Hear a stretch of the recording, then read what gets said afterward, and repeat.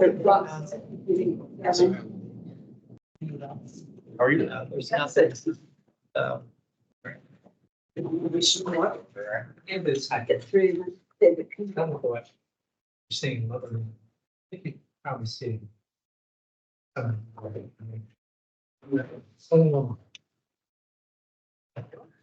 Some and. Yeah.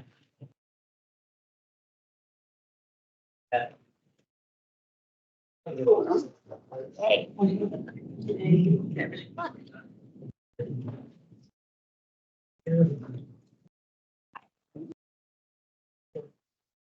David, if you need to leave, we now have one more.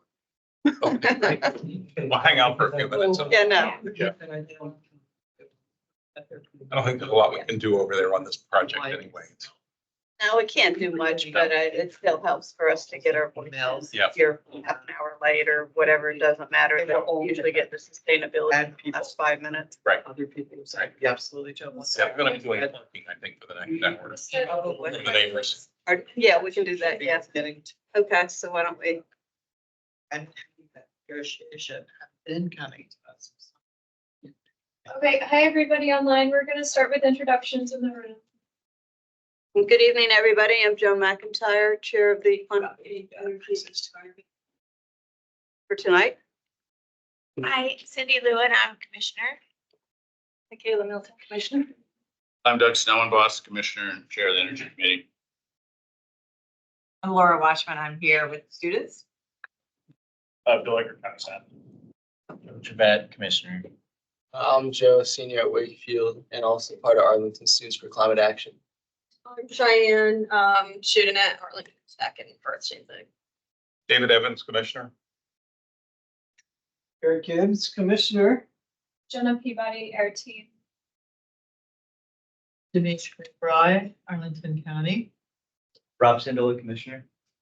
Mark Greenwood, Commissioner. Are there any commissioners online? Elizabeth said she was gonna join us, but she also was gonna be running late, having to put kids to bed. Why don't, Jen, if you want to just run down the people who are online. Did Majdi just show up? Actually, we're just doing introductions. Okay. Is it my turn? Yep. Okay, Mehdi Shamali, C2E2 Commissioner, thank you. You're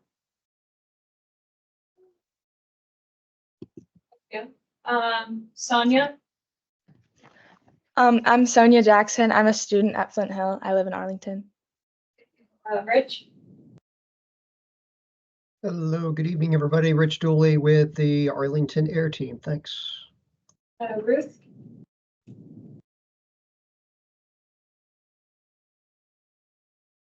Ruth,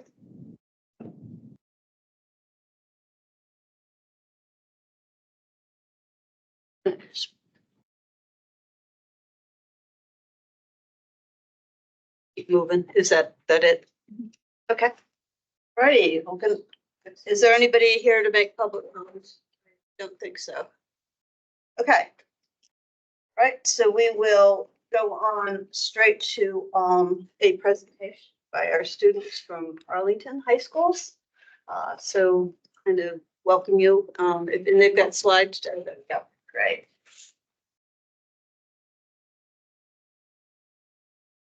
But introduce them too.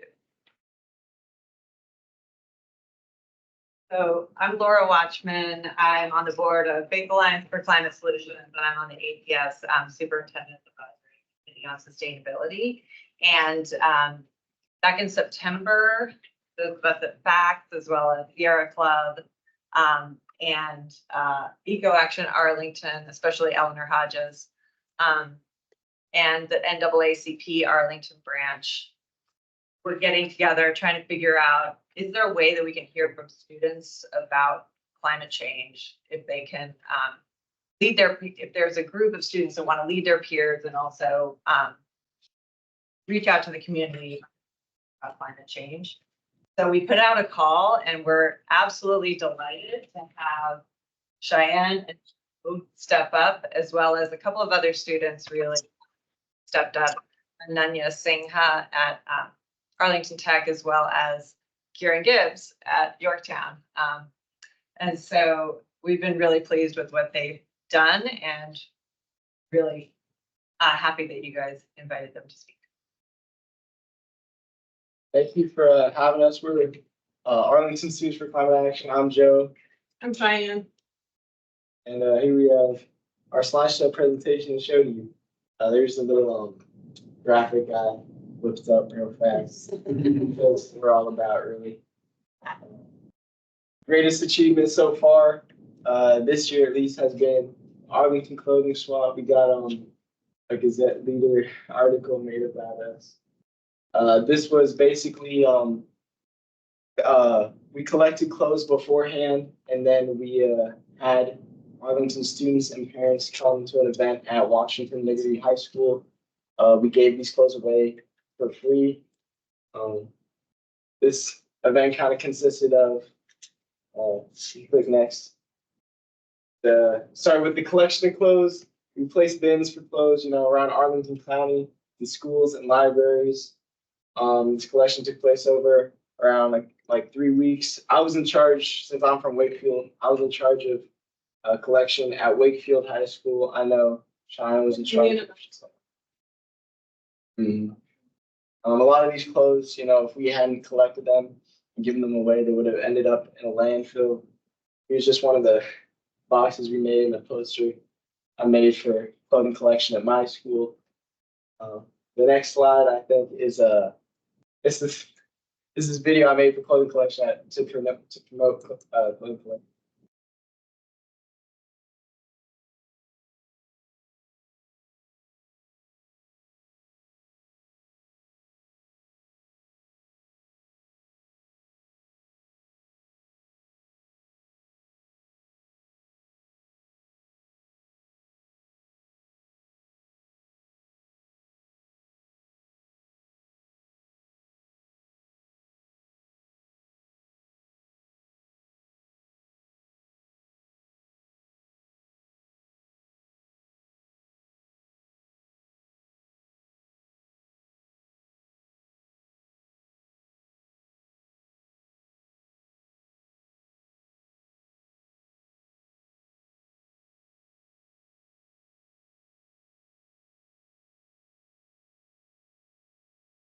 Now, Wakefield Ecos, that's basically the environment club at Wakefield. I kind of got to help with the actual collection of clothes for the Arlington Clothing Swap. I can get more into them later. I have a couple slides about them. But the next slide we have it's all about talking about just the event. We had more than 200 in attendance. It was really monumental. I almost cried there, I'm not gonna lie. It was really great to see. It was such a success. Over 20 student volunteers came up from different Arlington high schools to help out.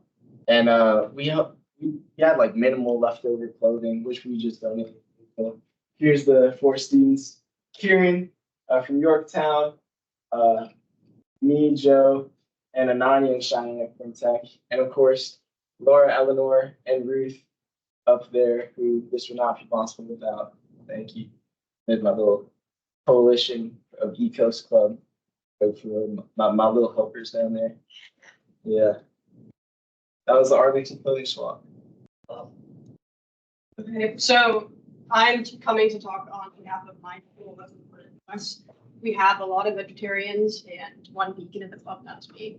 But one thing that we really want to push is plant-based foods in schools.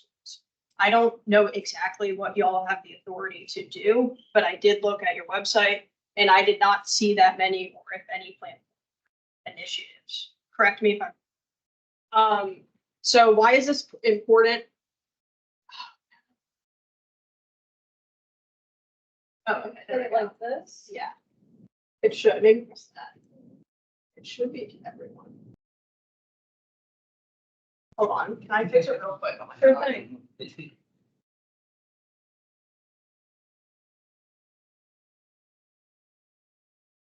Do you want to go? Maybe. Yeah, this is Ecos Club. This is the environment club I mentioned at my school. Eco stands for, it's a bit of a mouthful. I have it here. I should probably know this off the dome, but this environmentally conscious organization of students. Here's basically our club, all of our members as of April 2024. There's Maeve, co-president, got a little cowboy hat. Next slide I got talking about like basically what we're all about. We of course we do the standard environment club stuff. We do trash pickups, and also we tend to the school garden. We're also kind of like the garden club at Wakefield, and we just generally promote eco-friendly ideas and culture. Here's the trash pickup we did after homecoming. I'm pretty sure this was at the beginning of this year. This was just a slide we made to if y'all are familiar with the concept of trash ball, it's basically a way to like promote throwing away trash in the trash, pump it up, it's shoot it in like a basketball. These are just people we have in Ecos Club. That's Dr. Tracy, Sean Tracy. I don't know if y'all are familiar with him, but he's the sustainability advisor at Wakefield. And then that's also my friend, and I was pulling a carrot out the ground. Yeah, that's what we're all about at Ecos Club. Okay, I think so too. There we go. Okay, so I just wanted.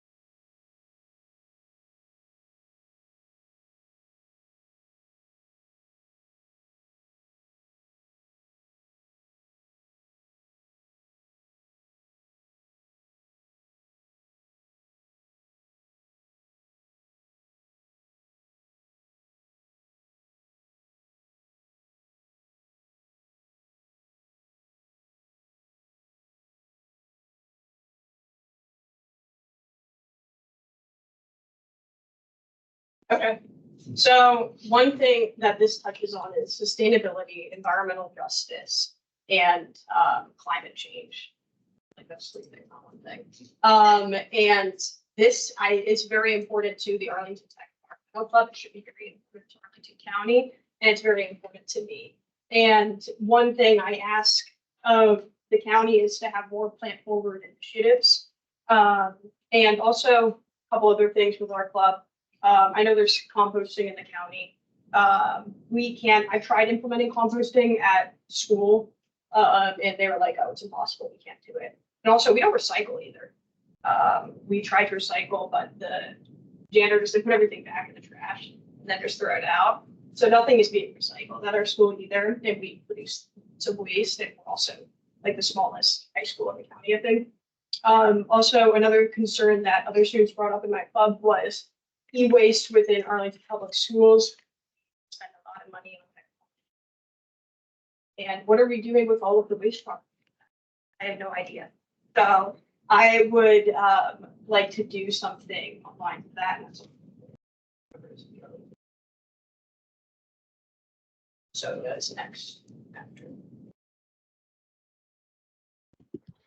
Hi, my name is Sonia and I live in North Arlington. I go to Flint Hill School in Vienna and recently led our environmental club at Bon Air Park to remove ivy from trees to save them. Saving trees helps to store carbon and fight climate change, but this is a small effect compared to what Arlington County decision makers have the power to do.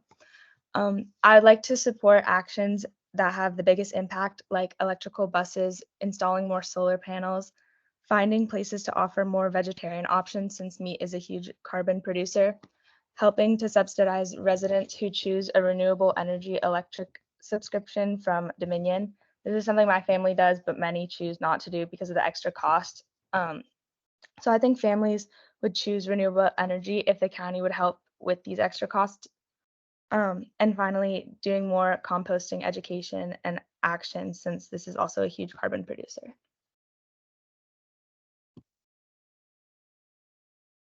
That's it. Thank you for letting us speak. Yeah, thank you so much. Thank you.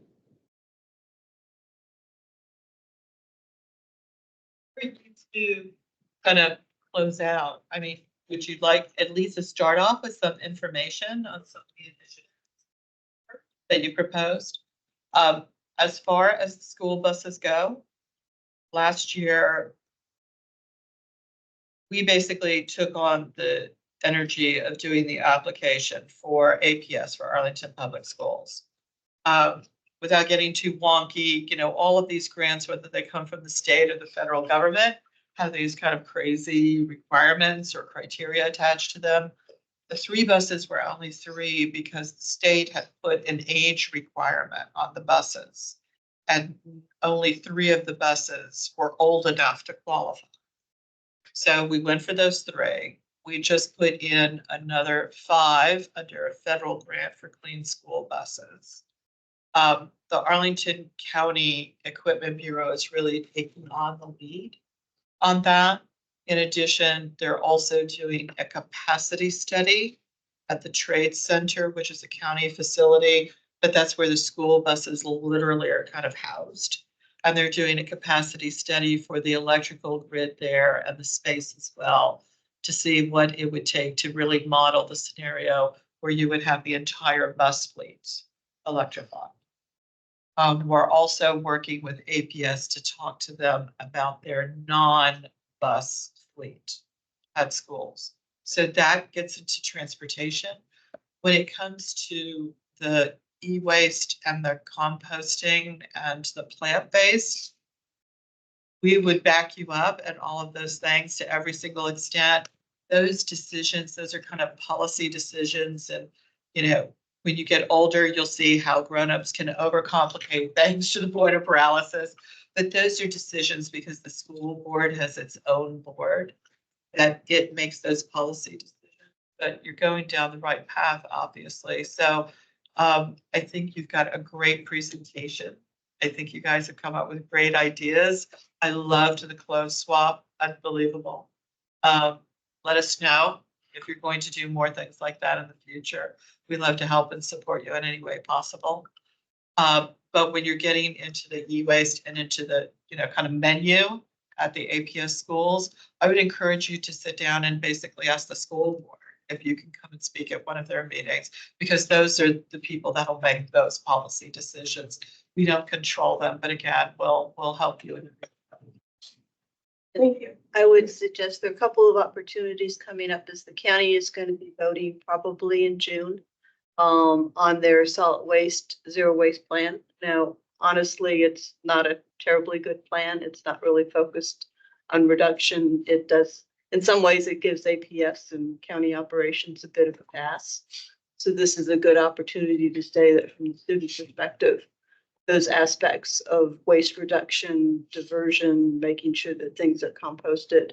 And actually even thinking about, kind of waste within the schools and how they actually prepare and share things, because, so much of it's packaged and then it's hard to compost. It gets wasted because it's often things students don't need. So, it's a good opportunity to, come before the county board when they're hearing people, when they're getting public comments, to let them know, or even write a letter in advance, saying that, and do this, and make sure the school board knows as well.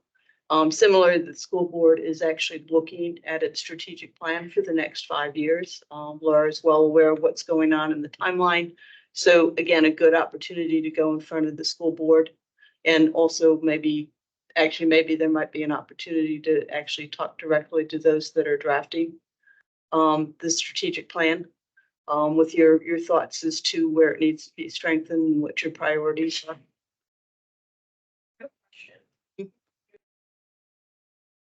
How could you help us like that? In those things? Sorry, it's allergy season and my nose and my head and my ears are, could you just, Oh, yeah, sorry. the question a little? But definitely back that stuff.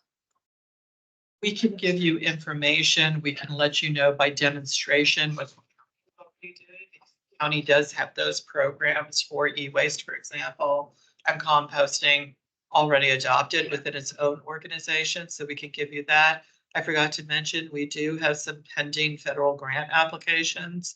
One of them includes what we call a MUSH program. It's municipal, university, school, and hospitals. So there would be presumably funding there for upgrading existing buildings.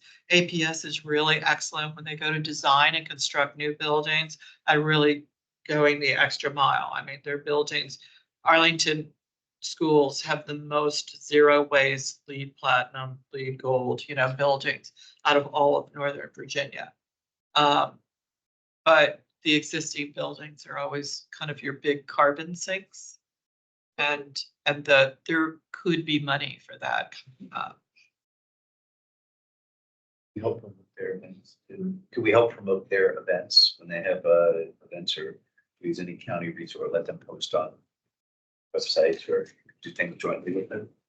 A way to help kind of their initiatives. Yeah, I think we could. I don't want to overpromise because we're kind of taxed to the max right now. So the more notice you can give us, the better it is, to give us time to plan. But we'd also like APS to kind of step up and be a little bit more matters, because we're already kind of stepping in and doing a lot of work.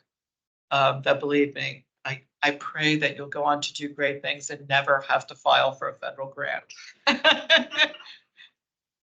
Yeah, and we do try to, I was just gonna say, I don't know, if you're involved with the PTAs, because you're involved with Youth of Action and others, but The charter. yeah, I know when my son was at Claremont, there's a green kind of parent group as part of the PTA. And we ran into some of the same issues you are with composting and recycling, and beat our heads against the wall. So you may get some support there, not just in the high schools, but some of the other PTA at the elementary level.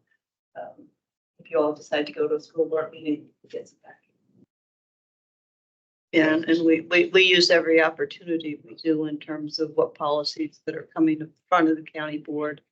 We don't have a direct link to the school board, but we do sit on some of the facilities reviews when they're looking at new buildings. But again, they're so much broader. And we also chair the Solid Waste Bureau Commission committee. So, we have some opportunities to kind of weigh in and keep encouraging what those things are. But I think students' voices carry a lot of weight. Yeah, when you go up in front of the school board members and go in front of the county board members, they will take notice. And I know we have a full agenda, but just think, another question that we might want to discuss at a future is, your friends and your colleagues at school, are they thinking of futures in professions having anything to do with climate change? Because those opportunities are much broader than you may think. So we'd also love to talk to you about that as well. I know I am.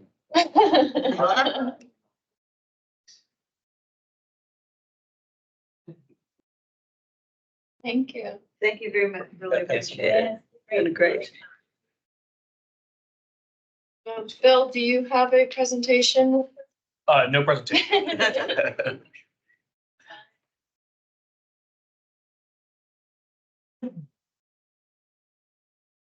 Good.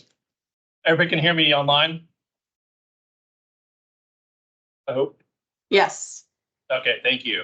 Good evening, everybody. Again, Bill Egger, county staff. Thank you for inviting me back to the C2E2 meeting tonight. I look forward to discussing some updates on policy officer position. I'm going to divide this into basically 3 parts, give some updates on recent activities. Second, I'd like to kind of open a dialogue based on last time I was here. I believe you all were passing your 2024 work plan. I see some opportunities for partnership and collaboration and help kind of you effectuate your priorities, and then just general question and answer discussion thereafter. At about, I think, 30 minutes or so. So I think that should take us kind of through that time period. So this has been about a year that I've been in the position, and frankly, it's always an ever-evolving situation to kind of define the role and responsibilities of the position as you all envisioned the work, I guess now a couple of years ago when it was first proposed to the county board. We've gone through, and it's a continual effort to kind of define a work plan with our county manager and kind of work collaboratively across the organization, finding ways to integrate within the broader county's enterprise and departments and our work, and including that of kind of OSMAR, DES, and other organizations. Much of, I mean, as I've explained in the past, I'll just continue to say, much of my work has to leverage soft powers, and that is to work and build relationships and partnerships, not only within the county organization, but externally to many of our partners, be it our nonprofits and community-based organizations, but also our institutions and businesses as well. And so much of my work and time is spent relationship building, building trust, building engagement, and building ongoing dialogue on priorities across the county. As I had noted in past discussions with you all, kind of I kind of bin things into kind of 4 areas for just kind of simplicity's sake, focusing on work on whole of government, work on whole of community approaches to climate action, amplifying our county programs, our legislative and regulatory engagement, and then bridging the equity climate nexus. And so just to start out, kind of some of the recent work that we've been able to kind of focus on, working across the update to what's called the county's environmentally preferred purchasing policy. It may be known that the county has had a environmentally preferred purchasing policy since 2014 and has gone through and kind of some evolutions over time, and working to kind of make that a more nimble and opportunity. I'll say that while the county has done good faith effort to kind of purchase an environment for products, I think there's opportunity for expanding that over time. And we also find that, frankly, in the past iterations, there's need to kind of update some governance structure. So we have a little bit more opportunity to update that policy over time as new products, new certifications, new procurement opportunities come for both the county organization. It's also to say that we haven't in the past put in place kind of a tracking and accountability system. And so as we're working through with updates to our ERP, which is basically our financial backend, our procurement system, working to define how we can track more precisely the types of purchases that we make, what are the goods and services that kind of align with the environmental purchasing policy, and then make that kind of more of a transparent opportunity to you as our stakeholders, exactly the county is purchasing and how. And so right now, as our Department of Management and Finance is working through that update, we're kind of at the kind of final stage, let's say, to start rolling out to county staff for input on the updated policy work, and to bring that forward here in a couple months and later in the spring. So that's a big focus right now as well. Recently, we also. Can we ask questions now, or should we save them? If you don't mind saving, that'd be great, just to keep a little bit of continuity here. With with DES and others contemplating climate adaptation and risks. It's also to say that kind of in the near term, as we experienced last summer with both poor air quality as a function of wildfires from the Canadian West, as well as bouts of extreme heat. There's a lot of work going on, obviously, across the county on extreme heat measures, one of which recently was to really update our communications plan around vulnerable populations. And so working with our Department of Public Safety Communications and Emergency Management, and Department of Park and Recreation, our CAPE team, which is our county managed office public relations team, the Department of Human Services, and I think that was it, really working in libraries to update how we approach risks related to extreme heat, particularly on vulnerable populations, and also building capacity within those to understand the impacts on those working outside, those who are unhoused, and how we might provide better services in order to accommodate for any public health consequences that come about as a function of that. It's also working closely, and I've noted this before, working with Arlington Economic Development, working to better align their strategies around attracting and retaining companies, particularly in the technology, military and defense, and government contracting space, how that actually aligns with companies that are emerging within the climate tech and energy technology and sustainability technology space, particularly in the international capacity. We see a lot of emerging opportunities in European markets in the space, and trying to understand how we might serve as an attractive location for such companies here in the United States. Also working with economic development, that is working with the state Arlington, which is the Convention and Visitors Bureau, to really leverage promotion of Arlington's sustainability successes that the interest teams have articulated, and be able to kind of expand on the county's work to share that our story about kind of sustainability as a driver for visiting, providing convention meeting services here, and acknowledging that kind of in partnership also with Destination DC. There's a lot of work going on across the region to promote this particular region as a sustainable alternative or sustainable destination for meetings and conventions, and working collaboratively to attract companies or organizations that may be hosting meetings here, and using our successes, be it the LEED Platinum or our CDP rating, to acknowledge our kind of work in that space and as an attraction point. Also working across, and I think this committee works, alongside your peer commissions, kind of related to biofilm facilities implementation, nature-based solutions, working with our Department of Parks and Recreation to further expand our work in the biophilic cities participation. And also, you may know that coming up is a major work to kind of align and update our comprehensive plan. And so the Development and Planning and Housing is currently working on the comp plan update process that should be launching here in the not too distant future. And the big picture idea is to better align across all of our comp plan sub-elements, kind of those issues that are most relevant to the community, be it equity, climate, be it sustainability, and provide a through line that we can better align all of the priorities that exist across the comprehensive plan.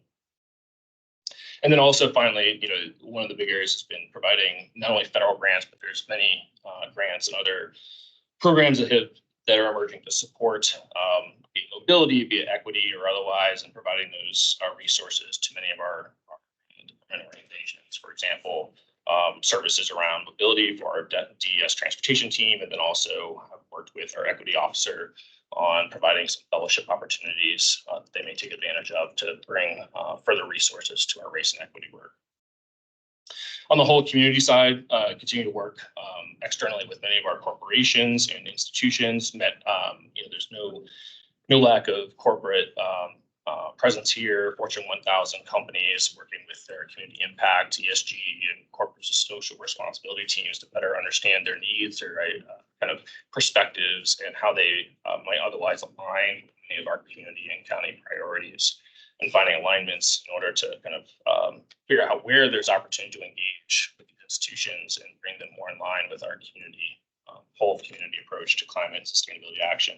It's also working across universities, UVA Darden, GW, their campus in Boston, Northeastern, GMU, others have strong sustainability programs and bringing those online. And to not necessarily on the academic side, but more on the organizational, administrative side on final alignments there. Just to note, again, whole community support. Recently, GMU, you may be familiar, building the Fuse Center here at the Mason campus, kind of state-of-the-art digital education location, working with them to kind of approach Senator Warner and Kane to solicit funding for installation of solar photovoltaics on top of the Fuse Center through the earmark process. So supporting that work, as well as engaging the county board to solicit their support. And then another big area of focus, actually really relevant to tonight, is working with Go Action Arlington and Laura to just expand the opportunities around Arlington students for climate action. We've been working on some ways to expand that programming and soliciting philanthropies support in order to fund additional focus for the students, including enhancing their climate and environmental literacy, additional peer-to-peer engagement, some project-based learning and funding opportunities, supporting internships, service learning, and classroom projects, and then supporting youth voices like as in tonight and throughout, providing a structure how that might be available, and then providing additional leadership opportunities for students who seek to demonstrate leadership in their pathway, either college or some other post K-12 education opportunities. Amplifying current programs, continue to provide presentations on the regular community-based organizations as asked, but also recently, as I noted earlier, AED's promotion of our sustainability work here.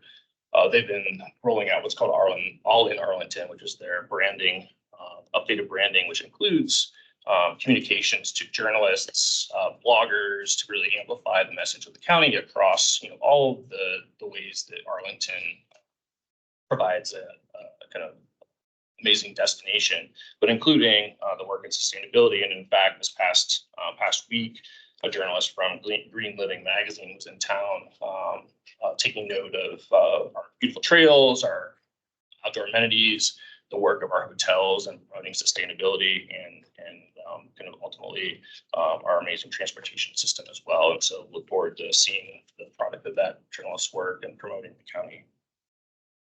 It's also to say, I receive a lot of, like I imagine Demetra's team does, and Jenna and others receive a lot of inquiries into the work of the county and providing this information, providing resources that they've been able to collect and pointing them to website resources, et cetera, or if necessary resources, Dominion Energy or federal resources, providing a linkage to where information lies. And then also supporting, for example, the work of Arlington Tree Connection, which just emerged earlier this year to support kind of advocacy as well as resources around the county's tree canopy, and providing resources in partnership with our Department of Parks and Recreation to share both the county's work as well as other resources available in the region. And then as the O7 Air published the Accelerate report, I believe in the past couple of weeks, which is an amazing report, as we're able to amplify the message that shares the county's broader story, certainly provide that as a kind of additional teaser for the work that the amazing county staff have done over the years. On the legislative and regulatory front, many staff are involved in the legislative process each year. All of us here in the room, in some way, shape, or form, participate in evaluating legislation and aligning that with our county priorities, and then providing our legislative liaison or working through our networks in order to advocate for legislation that supports the county's broader efforts, be it in climate, sustainability, energy, or otherwise. And then also just working to kind of articulate where community impacts may exist, as well as kind of providing, as necessary and as available, opportunities to improve legislation or whatnot to kind of align again with our priorities. In fact, that's still going on. If you're not aware, the governor is in process of articulating substitute positions and working with our legislative liaison to evaluate what that may look like. Impacts and many of the bills I imagine you all are concerned about do have some impacts, at least from the governor's perspective, that we continue to monitor. It's also to say with the budget currently in flux, obviously that has some impacts, particularly regional greenhouse gas emission initiatives, inclusion in the budget, as you may all know, and continue to monitor that element of potential budget impacts. We also, in OSIM and AIR, monitor State Corporation Commission regulatory proceedings. In fact, there's a number coming up that likely the county may have interest to focus on, or at least keep a watch on. Everything from interconnection, performance-based regulation, energy efficiency resource standards, and then the ongoing work, what's called the Virginia Energy Efficiency Stakeholder Work Group, which is supporting Dominion Energy's consideration of energy efficiency and demand side management programs. And then lastly, to that end, there is a reverberation out here, on the ground level about some major changes to energy regulation, again, within Virginia, and particularly as a function of, as you all are aware, the incidence of data center presence in Loudoun and Prince William and Fairfax counties. It's causing a lot of not only significant land use issues, but also energy infrastructure issues, as you may all be aware. And there's some talk about that having some impact on how both energy resource as well as energy infrastructure planning may be handled in the future. That's certainly not confirmed, but it may be something that this commission may wish to focus on, and certainly the county would be interested in focusing on as well. On the equity climate axis, as I noted, the comp plan process is underway. Actually, the core team is housed within our community planning and development and housing teams, but there's a surrounding team working alongside a process being facilitated by the Council of Governments regarding kind of equitable development and planning, and providing kind of oversight and ideas on how to further integrate equity outcomes within our planning and development considerations.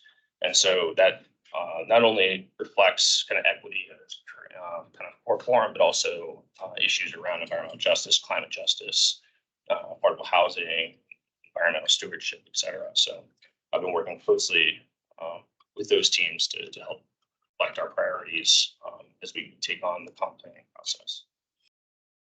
And then finally, there's no lack of organizations, including FACTS and others, who are at the forefront of working with our faith-based communities as well as underserved community, providing information and resources and answering questions as those organizations take on engaging with many in our community and some of our more underserved areas of the county. So with that said, just wanted to maybe shift real quick and kind of as a perfect segue to just acknowledging the 2024 work plan and just particularly highlighting the work on advancing integration of climate justice equity as part of your work. And would love to kind of focus some of the discussion today, and if you have any comments or thoughts on how we further can advance our equity work, as I particularly work closely with our race and equity officer, or I should say director of our race office now, I think it's been redefined, about how we may be able to better reflect sustainability and climate outcomes within our respective bodies of work. Not only just say that just that builds upon the work, that OSIM and DES and DPR certainly bring a strong equity lens to implementation of the CDP and other priorities. So just continuing to take that work by way of our partnership in the county manager's office. And with that, open up, not only kind of discussion on your work plan, but then also Just any other questions or discussion with that? No, I want to apologize. I didn't realize that you had already been working with Facts and Wakefield. So that's perfect. Actually go and just let us know, continue that great work with those students. And let us know where we can support the effort. Yeah, and I think Eleanor's online. Yeah, Eleanor's online. We've been working with Eleanor directly and Laura as well. And so they're our primary conduit. So happy to, all bring us together to work on that together. I think you had a question earlier. Well, yes, and that is part of it. What is your role in liaisoning with APS? Because this presentation brought up kind of a nightmare flashback of my time on the PTA and our frustrations with, we've got 30,000 students in Arlington coming up through a school system that doesn't even recycle and compost. So that doesn't reflect our values. And what are we teaching our young people? On the one hand, we're cutting edge in certain areas, and then our schools are failing. We may have a LEED building, but we don't recycle. I mean, that's so basic.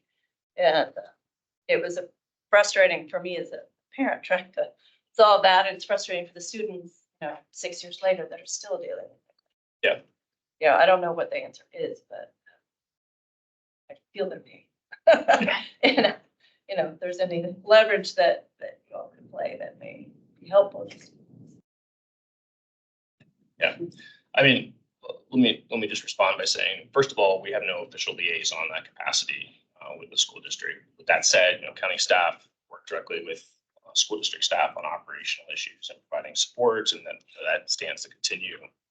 I think the way that we've spoken, I would say Laura and Eleanor and I, is by way of providing support, helping build opportunities potentially outside of the school district is one possible pathway to provide education and support that may not be otherwise available through the school district. But here again, as of current, we have no official liaison through my office, at least on the climate sustainability side. It's more kind of an operational and kind of staff to staff level as of current. Yeah, no, I realize APS is different from the county, but I'm wondering if, Joe Public realizes that county is the county, but it's a school. I don't know. I know we've been really frustrated on the solid waste plan, and the zero waste plan is that, in a sense, APS and really actually almost, it seems like all of the county government was given a pass in terms of setting, ambitious targets for waste reduction and then diversion. People keep coming back to schools because everybody is pretty well aware of the abysmal practice, the abysmal recycling and the issues. I mean, I did actually sit down one day to do a waste sorting, and you go through the compost or the stuff that's supposed to be recycled, and it's got everything in it. So, and I think that just When they continues. go from tech to janitors, throw it all in the same. Yeah, bin. right, yeah, and that's you hear that story too, is the job, it doesn't matter that it's until, the county wants to lead, but, show leadership, they've got to be setting ambitious goals for themselves. And the school board really needs, and the APS really needs to be in line with those goals.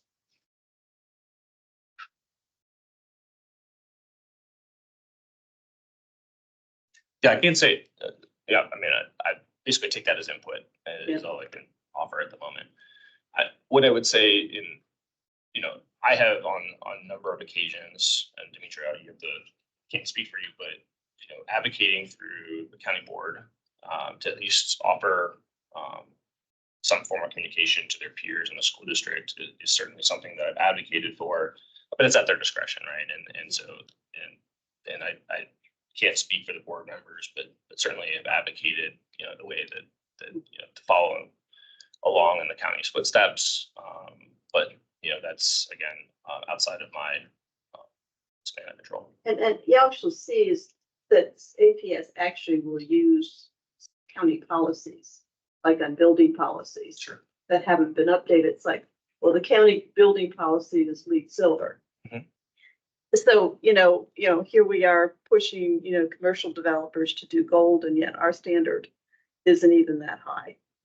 So again, there's that, and they kind of at least play lip service to the CEP. But again, as our budget letter and other past letters indicate, the county still isn't really leading by example, isn't really establishing clear transparency of what it takes to get to carbon neutrality in their operations and how they could accelerate it to something other than a 2050 goal for the rest of the community. So you mentioned county procurement. Curious, where does one find information on county procurement policies? One, because I don't know. And two, is there any monitoring and evaluation of county procurement? In other words, if the county buys 100 refrigerators, right, and they're Energy Star, is there any quantification of GHG emissions reductions related to the Energy Star purchases over? And the assumption here being that Energy Star is a requirement for said refrigerators or, air conditioners or whatever. So, and finally, a question for this group: have we ever dealt with county procurement requirements? Not since I've been on here. We dealt Okay. I think, purchasing.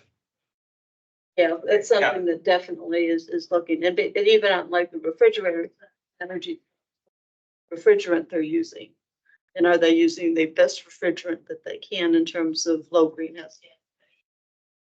And then it's a, kind of low carbon cement and what they use for construction. Where do you find out about this, Joan? Pardon? Where would you find out about this? I don't know. In terms of what the county's doing, Yeah. that's, we're looking for that transparency. I mean, we've brought it up, but it's still, again, it isn't very clear. And as Bill said, 2014 was the last time they even looked at the green. And also before Procurement. purchasing, there's an opportunity to get used. And I know I work for Yeah. the feds and we have GSA has this warehouse by desk. Just go down there and see if there is one that you can use that somebody else has gotten rid of. So Supposed to. there'll be emails often from one part to another. We've got these printers. Does anybody want them? Or these shelves? Or I don't know if the county does anything like that. Yeah, so let me take those questions in order. So first, so the county's purchasing information is on the county's website. What I don't know is whether or not the environmentally preferred purchasing policy is posted on the external site. We do have it on our internal intranet, but I don't have awareness whether it's external or not. So that's something that I'd have to check on. The second question I think you had on Monitoring and evaluation. monitoring and evaluation. So the answer to that question is no. We don't have a strong monitoring evaluation program in place today, and the hope is with updated policy to provide more granular tracking of that opportunity, what we're purchasing, what are our volume of purchases that are under the environment preferred purchasing policies kind of purview, and then what does that kind of amount to over the course of a given year or contract cycle, et cetera. Part of that is a systems question, is to be able to understand at a kind of line item level whether or not or what we are purchasing. Also to say that the county purchases goods in a variety of different fashions, be it through contract, be it through P card, and so there's difference. P card being just like a credit card of sorts. There's different ways. Again, we purchase goods and services, and unfortunately, some of those have limitations as to what granularity information we're able to see or observe when it comes to kind of the question you're trying to answer. So the best I can offer is that our best faith effort as part of this update is to provide a little bit more transparency to those purchases. And it's also to say this will take some effect or time and lag time, given that we have contract cycles in cases where we may not go out for a new procurement in the middle of a 5-year contract span, right? So for example, we may not, and I don't have this committed memory, but we may not be going out to buy toilet paper for another 2 years. And so we have to allow for lag time to take effect to where we can now approach a vendor as part of our solicitation to offer us that reporting granularity that we would otherwise hope for. So there's some lag effect that we have to work from that. I don't know if toilet paper is up for, but just to give you some example. And then your third question. Well, I posed it to the group. Yeah. Have we dealt with this? I think the answer is no. You mentioned the update, and can you just clarify what is the update? So we have a environmentally preferred purchasing policy. It was first effectuated in 2014. Are going through a process now to make updates, so to speak. That policy, is that like the document? Yeah. How many pages is that document? I don't remember. And 100? Somewhere between the two.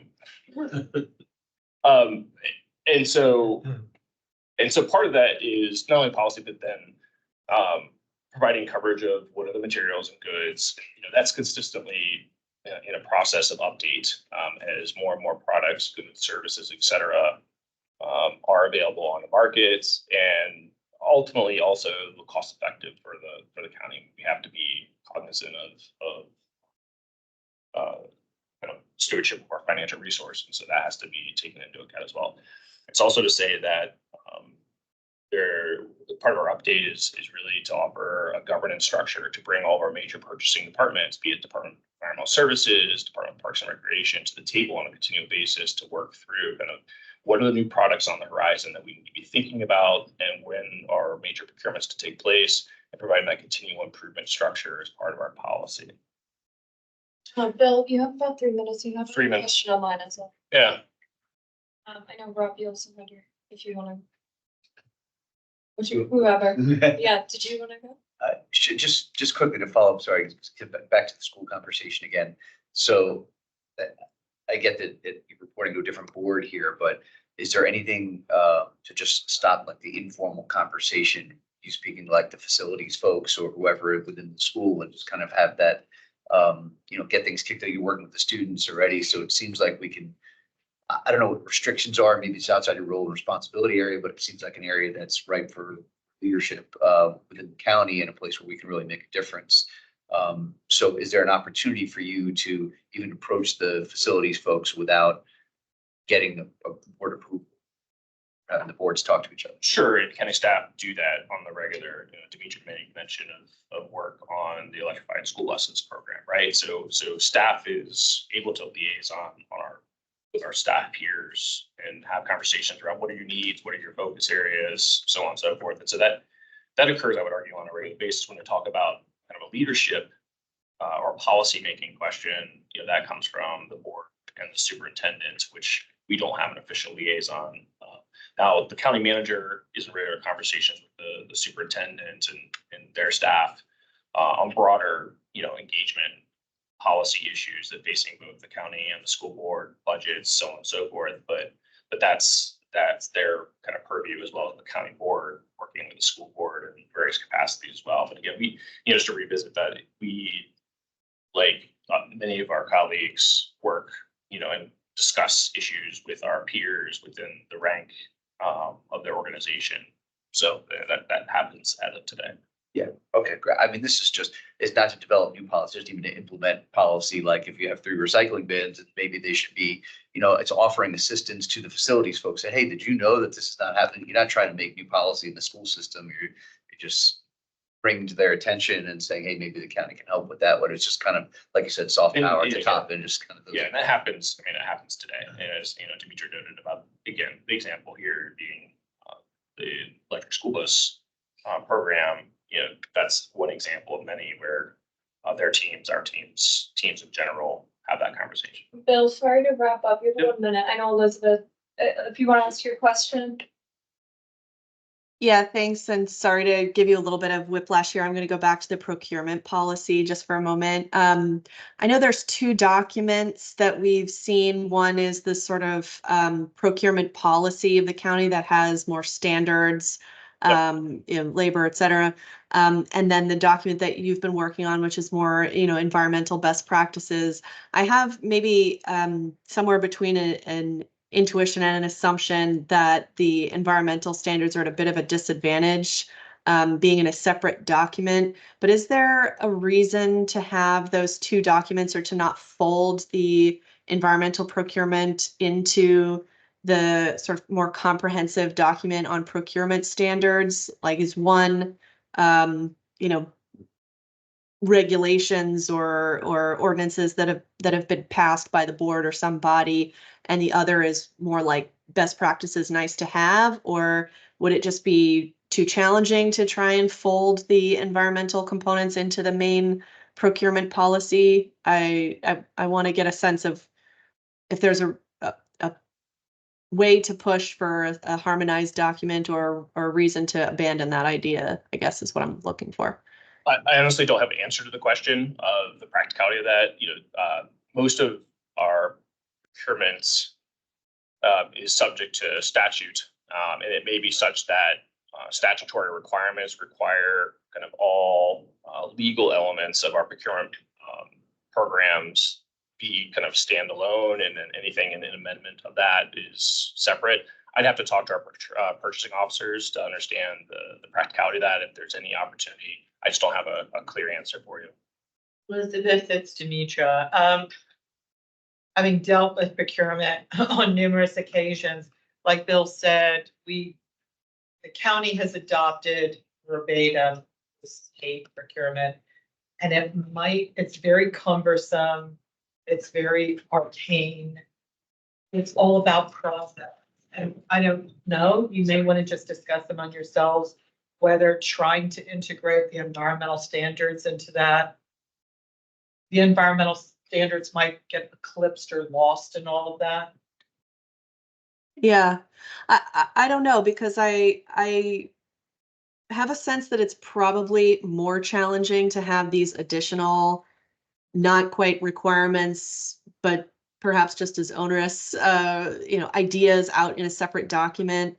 But I really feel like this is a huge opportunity for, if the county doesn't have a whole lot of ability on codes and standards because of the Dillon rule, here's a place where we can really make choices that reflect our community's values and what we're going to purchase or not purchase. And so I think it's an area that I'll probably continue to look into, and hope Joan will and Doug will help me continue to raise this issue.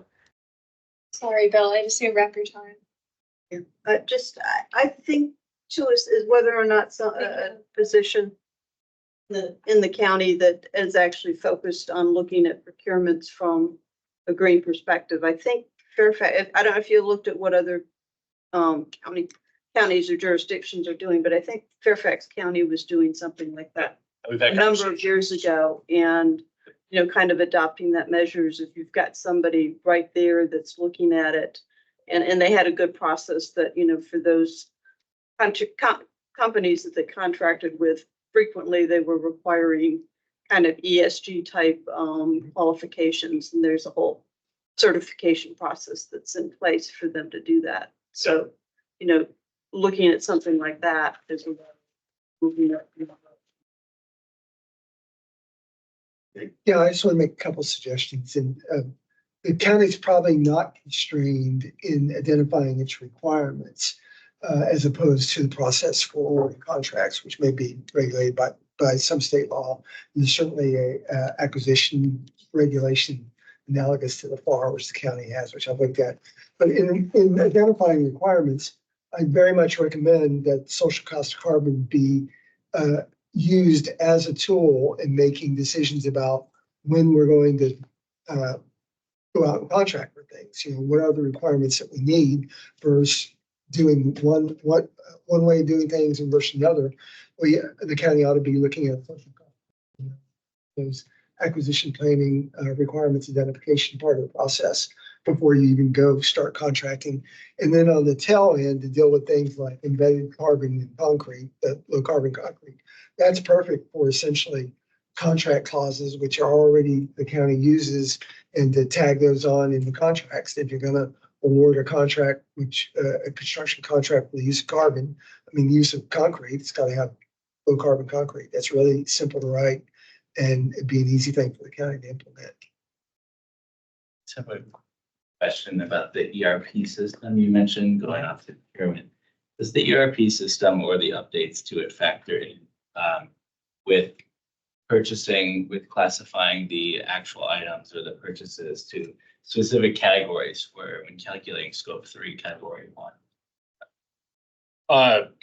Answer to that question is we are working to find ways to basically map commodity codes within the ERP system. Unfortunately, there are constraints as a function of kind of the vendor that we're using, and trying to find workarounds to be able to provide some qualification about what our purchases may include in the way of compliance with our EBP. So to answer your question, yes and no, and I think we're trying to figure out how to best use the tool in order to accomplish some of those goals. Thanks, Bill. Really appreciate you coming. Feel free to hang around. Thank you. The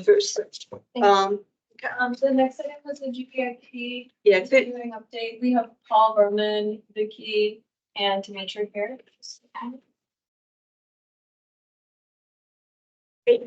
And maybe at some point we can bring up the document that I shared. And then if other people have other ideas of all kinds of things, but maybe kind of Dimitri, you and Paul and Vicky can kind of start out with any number of updates. I know you've had some discussions with some of the business community and others, so it's nice to hear what kinds of reactions you're getting, and then we can kind of delve in on some of these general.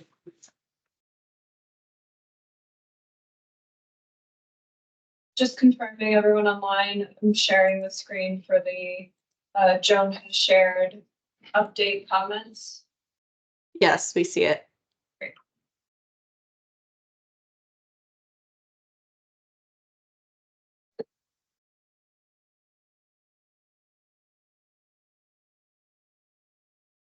Did you have any opening comments or that Okay, you want to make, or? Each identify, we have not identified a source of the funding. Actually, the county manager looked at us after our briefing with him, and then he said to me, "Chad, where do you think you're getting this money from?" And I said, well, Rich and I have been tossing a coin on whether we're going to gamble in Bitcoin or rob a bank. I would have to say that I'm not going to make any assumptions. I mean, obviously, this would be a fund, almost like any capital improvement program that you might fund. It might be possibilities to have a discussion about the Affordable Housing Fund, if there's going to be adaptive reuse where you're going to have a developer that's going to change an existing office building into affordable housing. But those are just ideas. I'm not advocating for them. We haven't had that discussion. I think, as you can imagine, it was a very dramatic departure from any prior update. And I think that people are just trying to, first get their arms around existing buildings and adaptive reuse pathways, and additional other just kind of larger questions. And looking at financial incentives in and of themselves. I don't know whether I said this to you, and stop me if I did. We did look initially at trying to give a tax reduction. But our favorite barrier, Virginia law, did not require, they absolutely require that you use the same rate, the same scenario, the same everything for everything in your green building program. So it would have to be the same rate for existing buildings, adaptive reuse, brand new buildings. It would have to be the same rate for FIOS and as it would be for, something, Energy Star. And there's just no ability to tier anything. under Virginia law. There are 3 jurisdictions, and Paul, remind me, I think Roanoke is one, Charlotte, and what's the third one? Virginia Beach. Virginia Beach. And Paul and Vicky had done really exhaustive research. They had also talked to the principals responsible for those programs at each of those 3 jurisdictions. Some of those programs have been in place since the 2000 noughts. And they have had very, very little uptake. They haven't been really promoting the program, but our guess is that this kind of rigidity of not being able to, as you can imagine, let's just use round figures. If you're going to give a 20% or 25% tax break for a number of years on an existing building for adaptive reuse, these are older buildings with a value. I mean, they're probably distressed assets already, so the value is much lower. But if you can't tier the rate, that means it would be 25% for the same number of years on a brand new design and construction, where the value of the building is significantly higher. And then it just didn't make any sense. So that's when we had to go back to the drawing board and really look at a different type of financial incentive. So we did try the tax break. It just doesn't work. They use tax breaks quite successfully in Maryland. And starting with Montgomery County, a large number of their jurisdictions use them to great success, but they're able to flex them and tier them within their programs. So unfortunately, Virginia law kind of upended that option. So that's a long way of saying, Joan, that I don't know where the money's Are there any examples either within the county of programs that establish funds or in other jurisdictions, not necessarily for something like this, but something that could at least be comparable of, you know, what kind of creative ways of funding? They're either giving, and we did do kind of a mini lit review, literature review and some benchmarking. There are other jurisdictions, like all the ones in Maryland, that use a tax variable, and there are others that do have just cash incentives.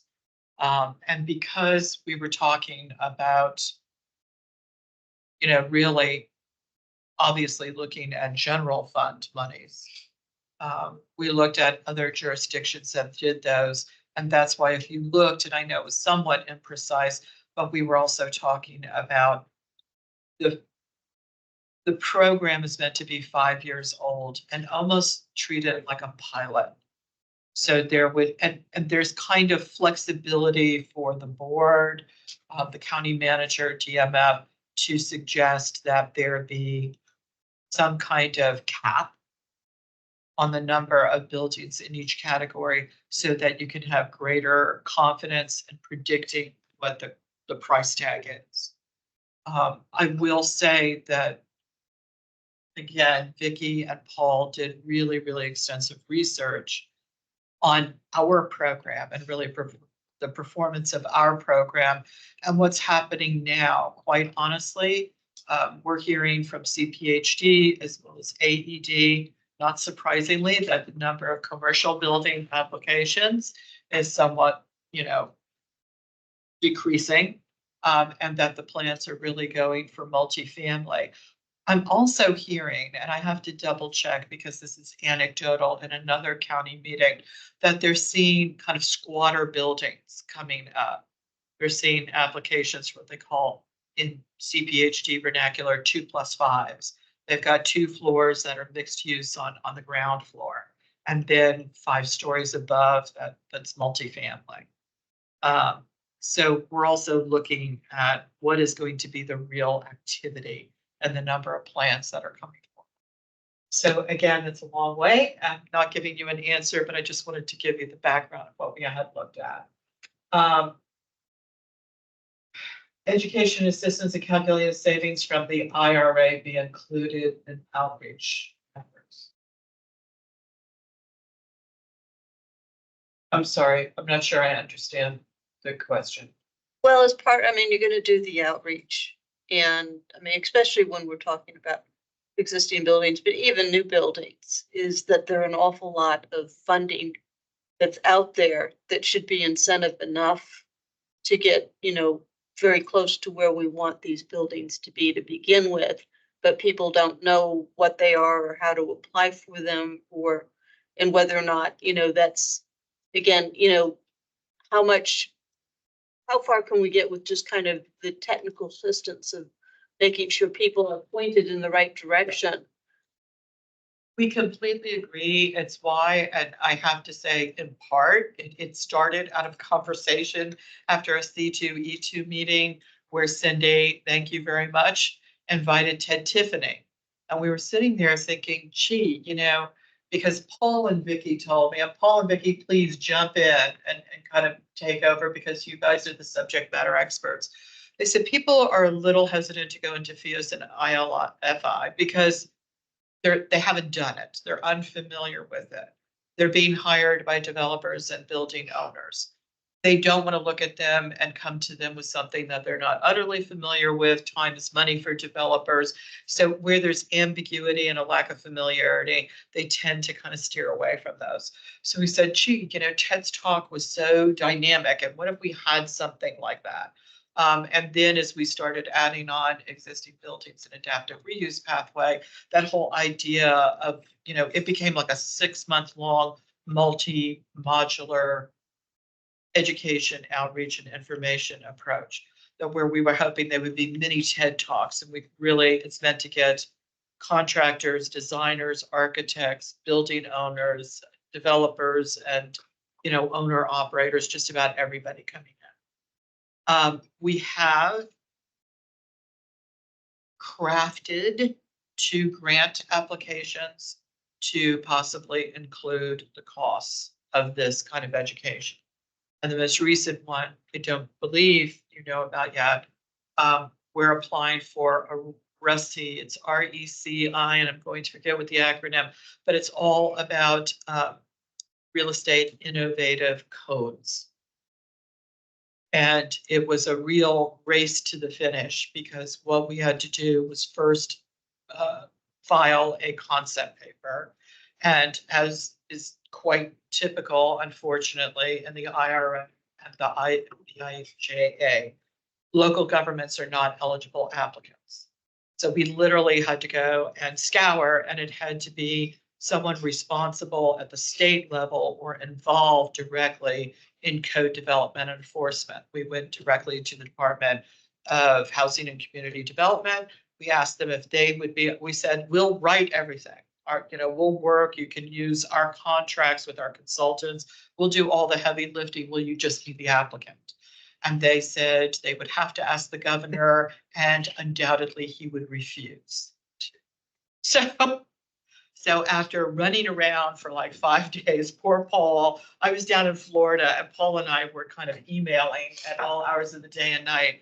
And Paul connected with folks at Virginia Tech who are very involved, and they have a very specific data, AI, blah, blah, blah. And we were working with Shariar here in codes, the code officer. And so we filed the concept paper on time. And that is for 2 elements. One is for single family site plan review and code enforcement with an AI element. And the other one is to support the GVIP. And that would include, we also expanded it out to include this education module, or syllabus. So there's that. And then we also put it inside the OG application for the CPRG. So hopefully we can have at least one of those come back with an approval. And we've got that.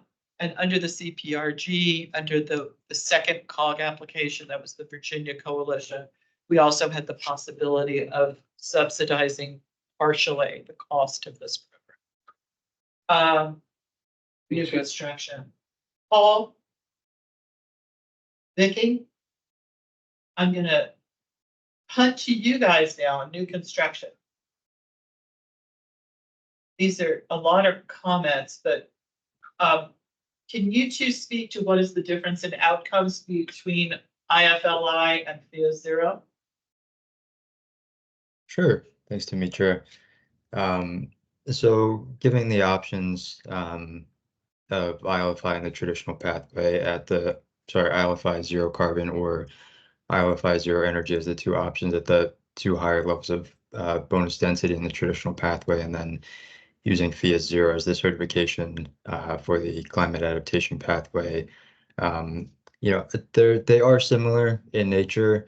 They do require a third-party verification. They're based on actual energy performance metrics, not just predictive modeling. It does require no on-site combustion, as you note here, Joan. But when you're looking at ILFI certification, I don't want to say it's similar to LEED because it's not. It's not based on a checklist and options that a developer or project team can choose from a list. There are requirements that are baked into that. I would say ILFI certification is stringent in its terms of energy requirements, but it also takes into account when you're speaking directly about ILFI zero carbon, you're talking about for accountability towards embodied carbon in your buildings. FIAS zero, and Vicky, please feel free to jump in and correct me if I'm wrong here.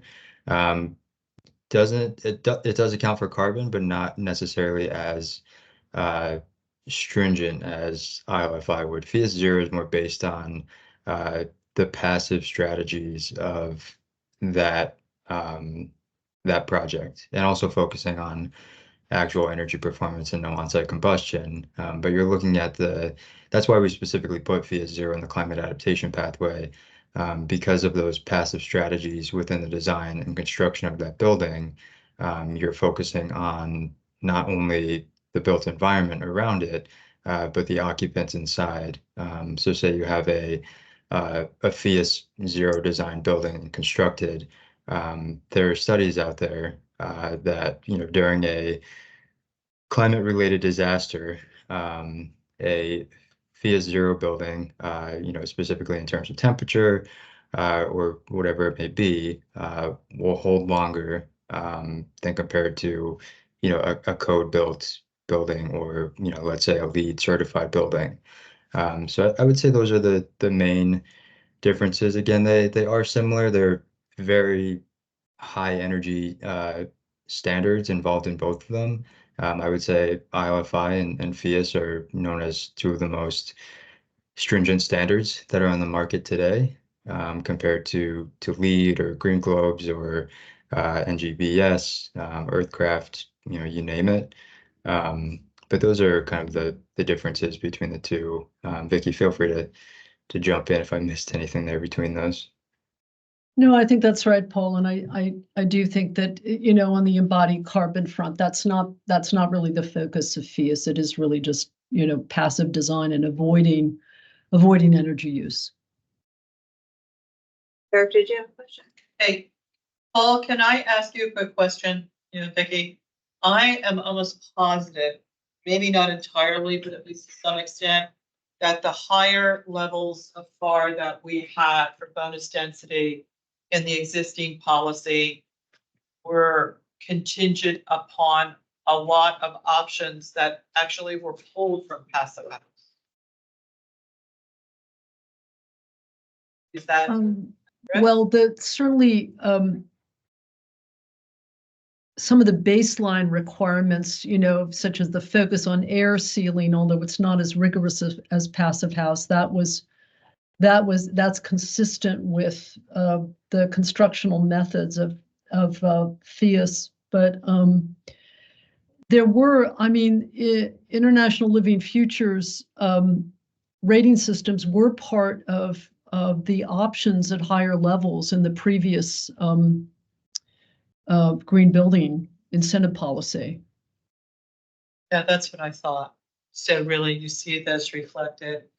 And in the interest of time, really quickly, I think all of these, and Doug, 1 second, because I know you've been really patient.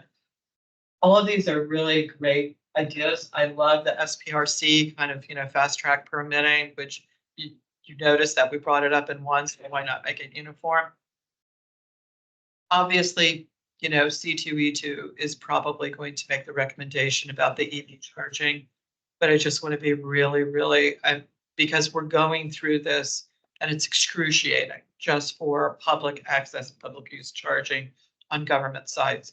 We're literally having to give just kind of advanced siting maps to Dominion and saying, hi, can you let us know what your capacity is there? We've been trying to get 6 chargers out in this open parking lot here for almost 2 years. And finally, they came up and said what, unfortunately, I was waiting for them to say, which was, well, the bottom line is we don't have the capacity there. So for $500,000, we can drop in an additional transformer and take care of you. I have to tell you, there's a kind of tension point where the development community is just going to go. They've already gone under the general conditions to Paul and Vicky repeatedly and said our load letter got rejected, and Dominion's now saying for $1.2 million, they'll give us the extra transformers to handle this. We're trying to do what you said you wanted us to do, but why are we paying for the utilities infrastructure? It's a real conundrum, I have to tell you. Yeah, and that gonna have to figure out how to work that problem because it's our problem, it's the developer's problem. I mean, maybe a minimum requirement is they put in the wiring and they'll worry about the transformers later.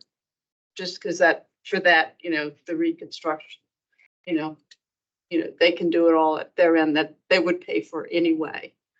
But yeah, just remember that there are other things in addition because the panel is going to have to be consistent with the additional wiring. Yeah. But again, they can do what they should be on their end. And then at least wait until Dominion gets their act together. Eric. Go ahead, Dan. Oh, thank you. So I looked at this, I talked to a prominent builder representative about this. My understanding, and I want the experts to correct me where I go off on this in any way, is that if you're a builder, the crucial thing is to get bonus density. You want that bonus density. My understanding, there are 2 ways to get it. You go the environmental efficiency route, or the affordable housing route. If you go the affordable housing route, you can either make a contribution to the affordable housing fund, or you can include affordable housing units within your development. What the briefing paper sort of hinted at in a really vague way was that the energy efficiency route had been losing out, and many or an increasing number, but clear, of developers were going the affordable housing route in order to get their bonus density. So say in 2023 calendar year, I'm guessing 20 new building. I'm just talking about new building. Maybe 20, 25 new building. How many went the energy efficiency route? How many went the affordable housing route? Do we know that? Okay, the number is not that high, but I'll let Vicky and Paul speak to that. Or a percentage? Did you hear the full question? Yeah, I'll have to circle back on the affordable housing number and check with our AHIP team.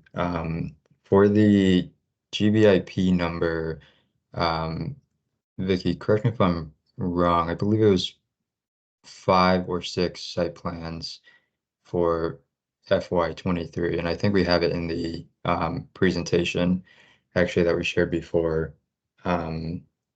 Were for the Green Building Incentive Program that it may have been at the lower level of bonus density at 0.25 or 0.35, but we do have this here in the presentation. Thanks, Jenna, for pulling this up. Can we keep going down? Scroll up a little bit, a couple slides up. Yeah, there we go. This one, the average number of projects.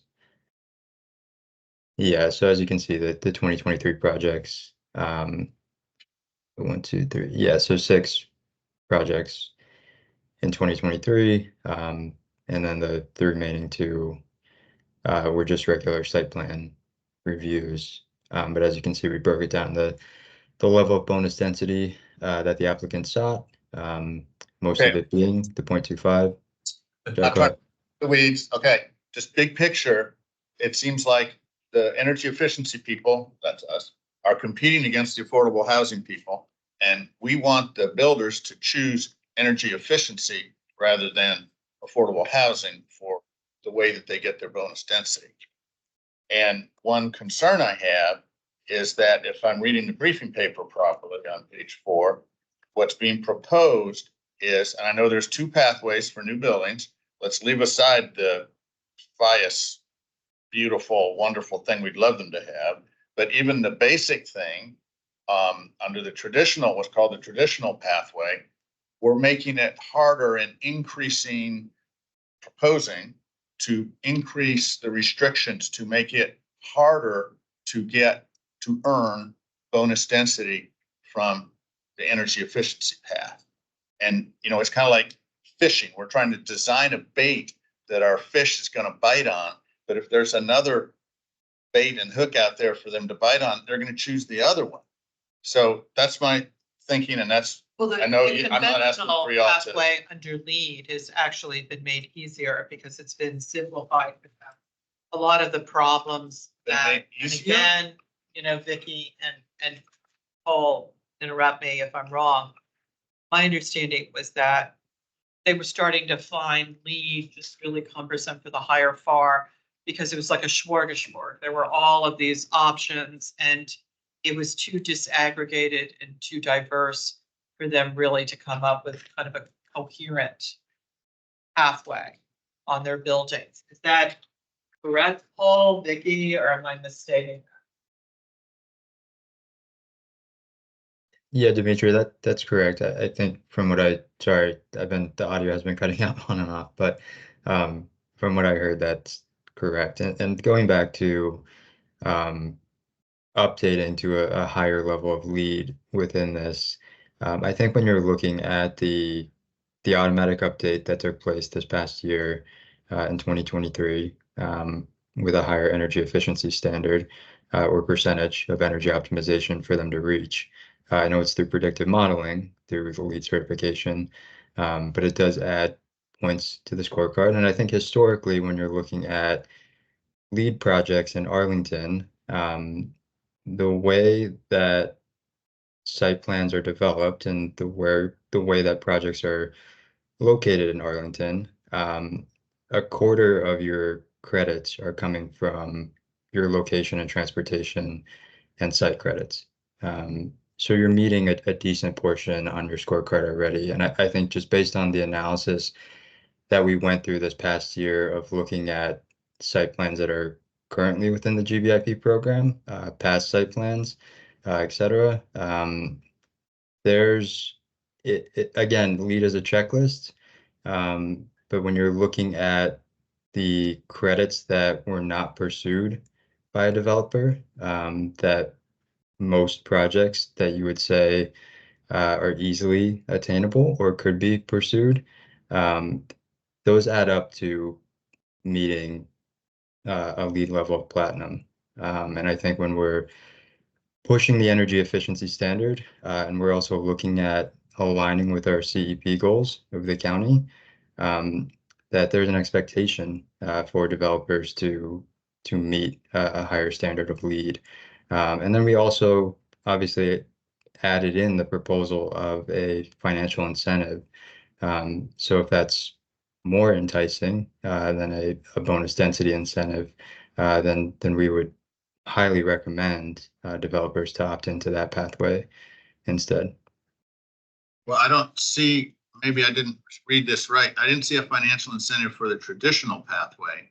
No, there isn't. There's just the bonus density in the current proposal. And what I think Paul just said is, yes, we are increasing the LEED levels, proposing to increase the LEED. Right, but what he also said, Doug, is that, I also see higher, there are more baseline requirements being added in.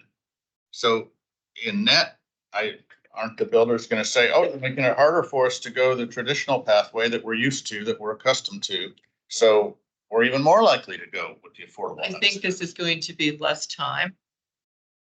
As Paul said, and I always forget this, but it's important.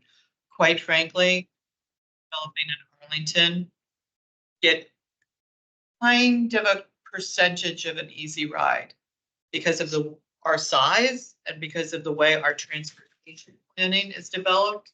They automatically get like at least 25% of their points under LEED just because of the way we're developed and constructed in our transportation. And also, let's not forget that LEED is modeled, not verified. So, and we all know that in its actual operation, LEED standards for energy do not generally meet their modeling projection. So there's really they're getting a lot of bonus density when they're ahead of the game, much further ahead of the game than developers developing in other Northern Virginia jurisdictions. And they're not held like FIOS and Energy Star, which is, no, we're going to come out the back end and actually verify that what you projected is actually what comes out the back end. We, We're over on All time. right, yeah. Can I do two questions? And then So Elizabeth. we're over on time, just so you know. Yeah, it's Eric and then Elizabeth. Not a question. I think I was just triggered by the funding comment. Where's the money going to come from? And I think I'm just thinking about the EPA announcement from 10 days ago, $20 billion in greenhouse gas reduction funds. Friends at Rewiring, they got $2 billion. There's a lot of money moving around, and this is not the time or the topic, but I'm curious how we're approaching this, and would love to get the perspective, if not in this meeting, at some point, because there's a huge amount of money that's going to be flowing to the local level on everything that we are talking about here. And I am just curious, like, We should have maybe a separate, session I just wanted to put that. on federal grants, because that's true. But Yes. that 20 billion, unless I'm thinking of something else, that 20 billion were the awards that were announced under the Greenhouse Gas Reduction Fund to fund green banks. So it's green banks. So it's money that's available for loans, not incentives. And our developers are looking for incentives, but it's great. And, Rich did a lot of great work, and he set up the alliance with Coalition for Green Capital early on. And he also set up a local entity that could qualify and be a very active local conduit for those funds. So we will have that. Plus there's the option of the state green bank. So that's there. I'm not dissing the money. I'm just saying that, those are loans. We're talking, incentives. Elizabeth? Thanks, guys. I have the same concerns as Doug that, we're kind of structurally at odds with, adding in things that we would like to see in the green building incentive policy versus the relatively low effort path of paying into the Affordable Housing Fund. I wonder, is the amount that folks have to pay into the fund within our purview here? Like, if that was a higher fee, would it somehow make this more appealing of a pathway? And I'm also wondering if there's been any feedback from developers on whether or not this makes these pathways are more attractive than paying into that fund. If so, why? And if that feedback hasn't been solicited yet, when developers will have an opportunity to say that, because we're kind of at their mercy on this. I'll talk to that. We've started the discussion with NAIOP. And since time immemorial, when the program was originally started in 2002, their first reaction is always, oh, it's too onerous, it's too demanding, and it's not giving us enough. We take what they said, seriously. The discussion will continue with them, as it will with C2E2 and other groups. Again, this was a proposal. It was very, very different. So we're taking all of this information in, and ultimately, this is probably coming out of air. It's one of the mothers of all, policy decisions to make, just because it is such a radical departure. So I'm certain that the board is going to consider a lot of voices, a lot of input, and come up with something. As far as the funding, I actually didn't mention the bonus density so much under LEED, did they, Paul? In your first conversation with them? There was mention, but it was again, as Dimitri just mentioned previously, because this is a dramatic proposal to the GVIP update, consideration of what was updated in the past. It, along with any group that we've spoken to, taking some time to digest the information. Of course, the initial reactions are, again, too onerous, not enough incentives. But I think as developers and as we know in the real estate market, they're trying to negotiate at the end of the day. And I know, this isn't code. It's a tool that the county uses as a voluntary program for sustainable and green buildings within the county. But I think, just it's our first pass at the conversation with NIOP. And, further down the road, if we need to have further discussions, I know they sent some questions along that we're gathering and answering, and as well as Dimitri mentioned, taking seriously. But again, because it's a dramatic proposal compared to what has been done in the past, and that's not to discredit what's been done in the past, but just based on the stringency involved and the other requirements that we're proposing. I think it's just taking some time to digest for them to run their cost benefit analyses, speak with their project teams, other real estate developers within the area, and then just to gather their thoughts and to provide more feedback after they sat with it for a bit. Okay, appreciate that. Running tight on time, but Elizabeth brought up a good question. I know that developers have the option to either put a number of affordable units into their building or to pay into the affordable housing, but I confess, I have no idea what that payment is. Do you? I don't, Dimitri. I would have to, I'll check with Eric Timar, who does the AHIP funding, and I'll send that answer to Jenna to pass around in the meeting minutes. I would hope it would be at least a difficult decision, or difficult math. But yeah. All math is difficult to me. That's why I went to law school. So appreciate you guys looking into it. Yeah, okay. Isn't it crazy? We're making them decide between affordable housing and, Yep. I mean, we want both. Well, that's why I proposed the SBRC accelerated process, because you define both the affordable housing and the sustainability, which frankly, all of us who sat up on these SPRC meetings knows neither of those topics get a whole lot of attention. So, if we can do it that way, that takes it off the table. I'll just add a few final comments. Why not just have one baseline GBIP at a 0.35 FAR? Nobody takes the higher ones. They're fairly equivalent to the FiOS.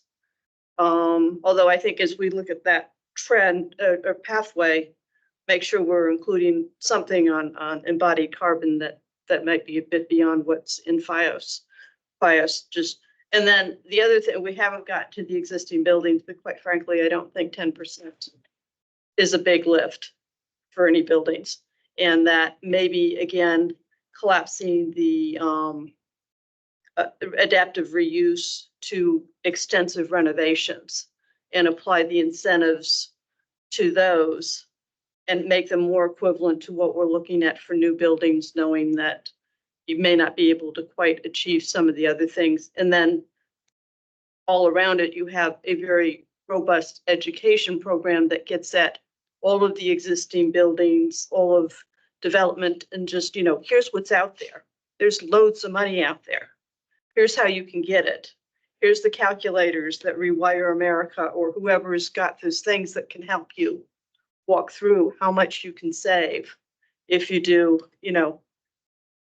and how much you can get back. So, again, because we're going to run out of money really quickly if all they have to do is increase their energy efficiency by 10%.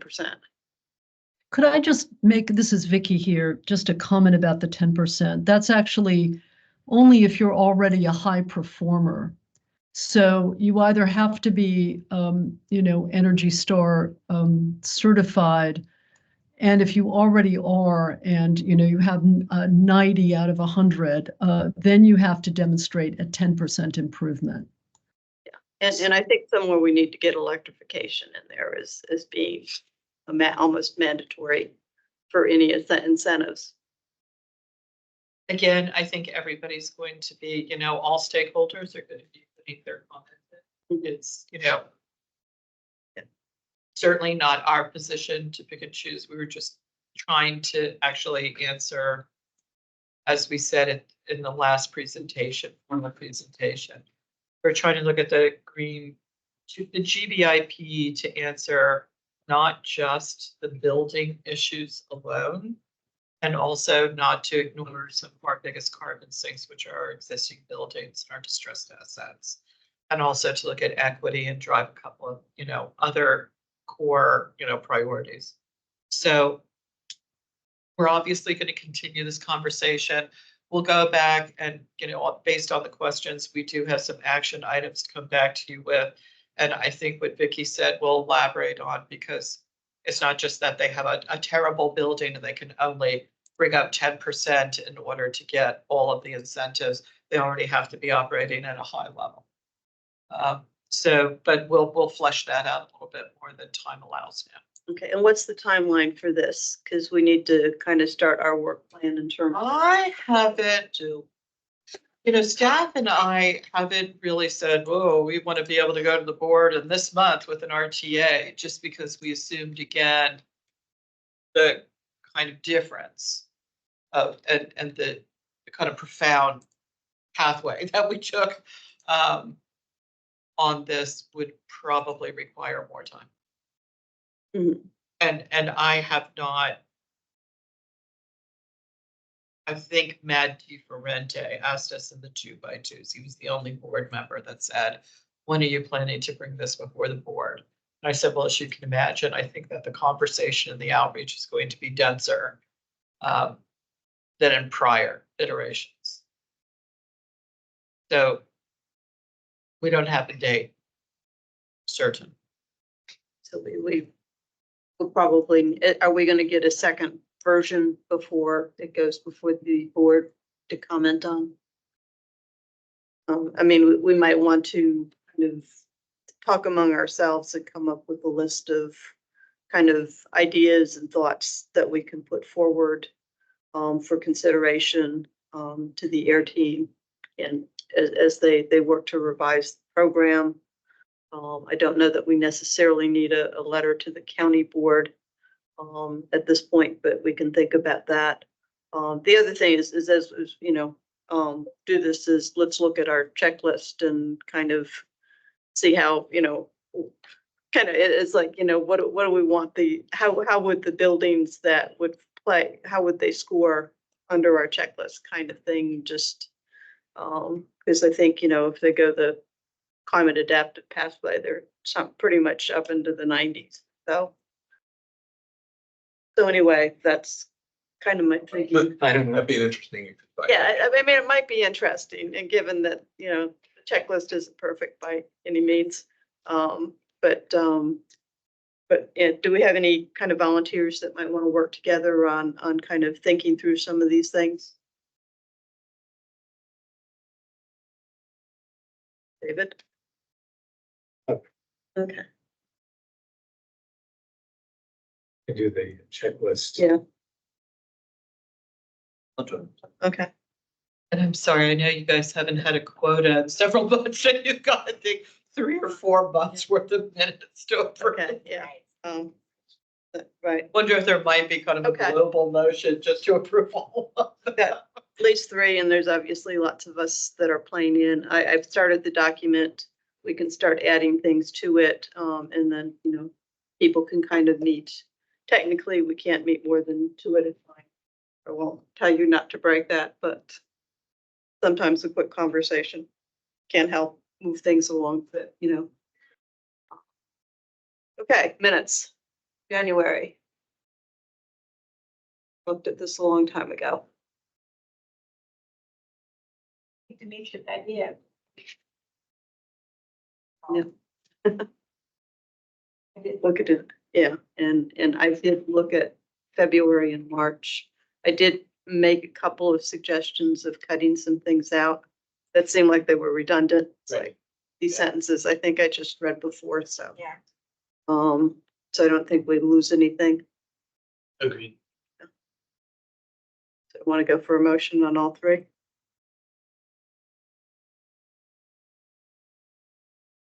Second. Hey, sorry, was someone able to change the, it looks like there was a transcription error in, I think, February talking about Rex. That should have been, they got that one. Yeah, there was Rex and there were several different variations of what should have been Rex. So I think I caught all of those. Really are help and helpful to help us remember. It must take a lot of time for that staff, right, on them. So people find, I mean, I thought the ones where we talked about the green building program were really helpful to remind me of what we heard last month.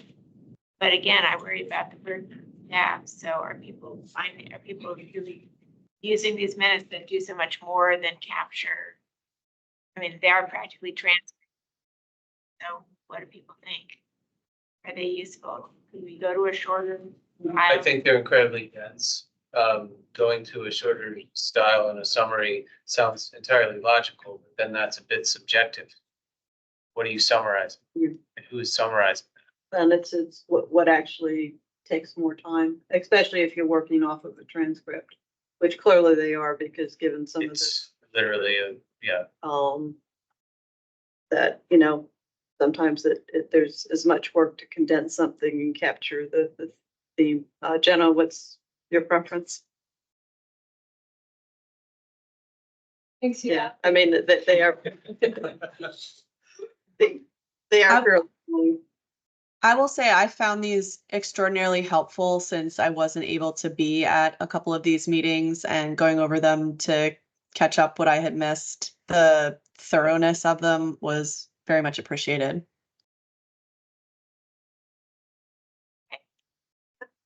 Sounds like we will stick with all. All in favor? Aye. Any opposed? Okay, got that passed. Let's bring up the letter on the budget. Right. And we discussed this fairly extensively for those that weren't here last time, but if you had any final comments or input. Kind of made some comments at the county board session a couple of weeks ago based off of this, saying that, well, we didn't have a quorum. We seemed to be in consensus. So speak now or forever hold your pace, please. I think it looks good. Yeah. All right. Do a final review tomorrow and get it out. And we'll pull up the letter on the solar incentives, and thanks very much to Doug for all the work he's done on getting this through the county staff. So, couple things.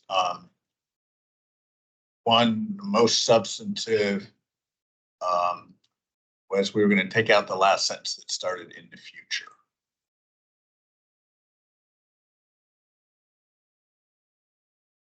And then we were going to, at Demetrius' excellent suggestion, we were going to include the treasurer's office after the county's attorney's office in the list of departments that helped and are to be commended. And coded, forced to A, all three of them worked quite extensively with me on this. Do you have a point of contact? But those. Sorry? You have a person we should put on? Who should we put on? There's two things. It would be Derek Doobie from the treasurer. Well, you've got the county attorney's office. Doug's talking about up in that C2E2 commends county staff, including the Department of Environmental Services, county's attorney's office. Okay. if we could just add, maybe comma, the county attorney's office, the treasurer's office, and code, and the code enforcement office. I'm certainly happy to move to approve the letter subject to you guys who know the county and who know who worked on the project, figuring out who you should thank. Totally with having that added.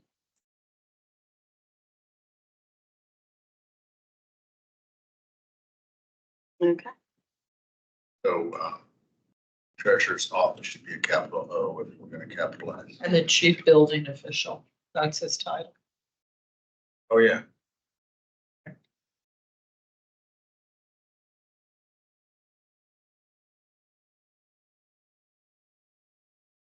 Not an office.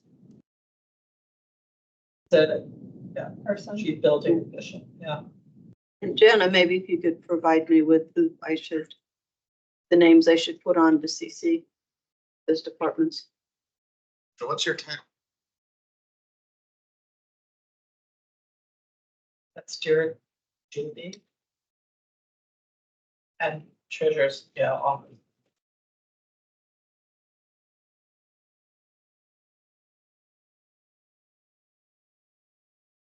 And the code. Shariar. Yeah. SHAHRIAR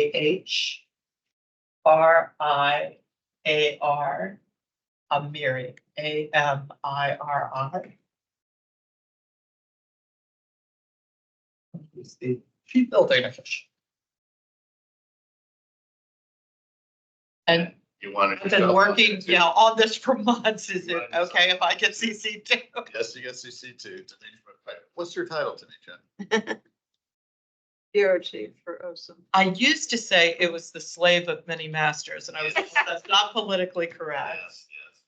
I asked Greg if he would, let me use she who must be obeyed. He said quickly, His no. wife has that. That's always the way. That one. Bureau chief. Thank you. I'm gonna write that down.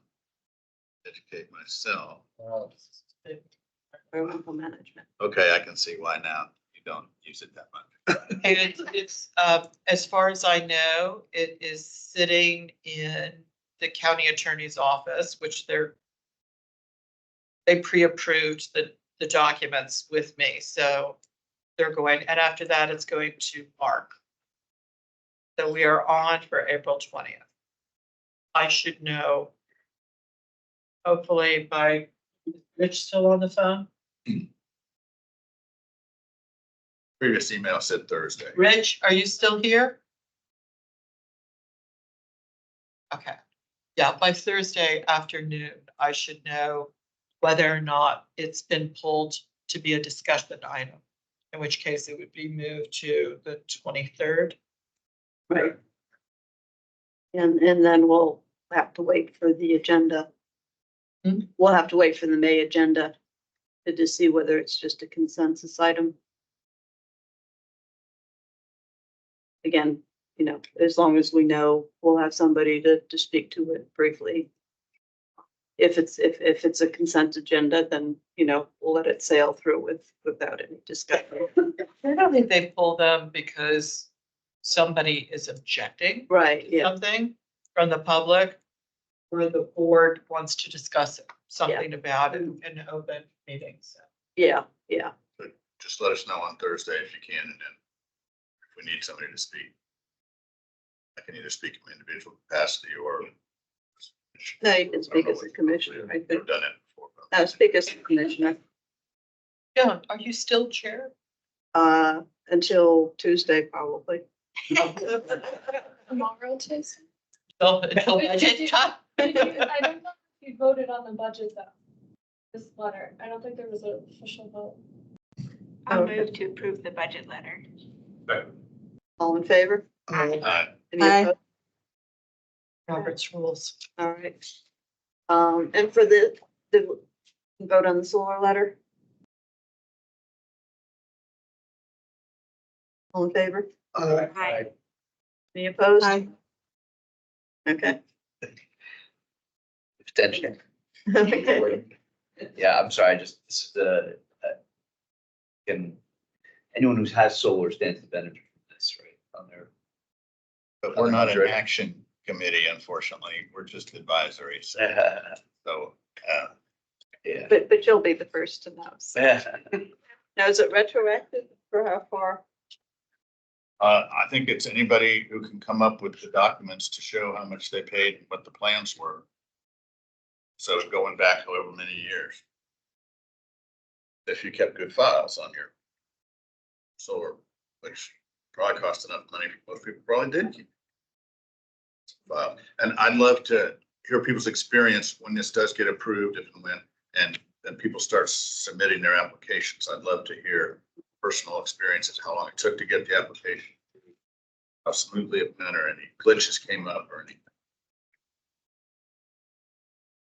Who's responsible for actually putting that, I mean, this the policy piece that the county approved, and is it the county managers, or who in the? I think it would come off your real estate tax. Right, so it's a real estate bureau folks who actually have to put the There's application. an application form, yeah. And Demetra, are we going to make sure that this gets promoted for, I mean, people have to come to the county when they're installing solar? Or any, how do we actually get the word out? This is there, I mean, there's the co-op. Well, but we need other venues to make sure, because this was on the books for 20 years. Yeah. More than 20 years, 34, nobody knew it existed. 5 years. Well, it'll go out through the regular channels. Oral now, it will also probably go to contractors. And it'll go out to our solar co-op. Mm-hmm. Yeah. And depending on when and if the Solar for All program actually gets launched by the state, you know, it'll go. Now, is there a permitting process from the county for solar, for people putting solar? Always a permit. Kind of figured there would be, but again, that's when they're submitting their permit for getting solar, they should automatically get a, by the way, do you know that you can get the tax credit? What was it? Wasn't it that movie National Treasure where Harvey Weinstein looked at? You need a What's permit. his name? The lead character, and said somebody else. Maybe it wouldn't be. What about the real estate tax letter? You also need a permit. Right, yeah, when people get their, Yeah. Everyone gets that letter and looks at how much. Everybody actually reads that. That's the place to put it, yeah. You'd be surprised how many people were not aware, you know, when we did the stormwater utility. There was an enormous percentage of people that were not aware that they were paying a stormwater tax. Yeah. no, it's just no tax. In the mail. Well, you get it, it's, oh, I just owe the county money, it's for something to do with, you know, so they don't understand the intricacies of it. Some updates, just, one thing is, one of our priorities or goals was actually to try to do more cross, communications with other commissions, and I have talked to a number of commission chairs and other commissioners with planning, transportation, housing, as well as the forestry, natural resources, and Parks and Rec, all of which are engaged in the whole looking at county Arlington development. So we're working towards having occasional, probably quarterly meetings with, you know, hopefully the chairs, but at least, you know, a couple of representatives from each commission to kind of discuss issues that are of common interest. Of course, from our perspective is we want to make sure climate change is always part of the discussion. So we're working, and Susan is supportive of it. And so we're working with Kendra in the county board office to actually get this set up, and we'll figure out the logistics of how it actually becomes a regular meeting, and what types of, you know, open meeting requirements we need to follow. I mean, if we keep it to 2 representatives each, we technically don't have to follow open meetings, but I also feel something like that is there's no reason to not keep it all within those, and make it open to the public. So anyway, I think that's gonna be extremely useful. It'll be, you know, unlike all commission meetings where we've got to do letters and have all this other stuff that we do, we can be, you know, a little bit more, exchange and discussion.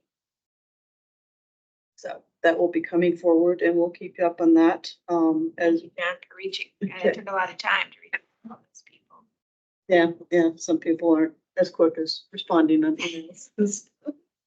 But anyway, we're making progress. So once the budget is through, we'll have a little time to get that up and going. But, and then, mentioned, as of hopefully next Tuesday, Cindy will be appointed as being chair, and then I'll stay on as vice chair to. Very active vice chair and looking for support from everyone. Yeah, you know, and I just speak my mind when I want to, so that's not gonna change, so.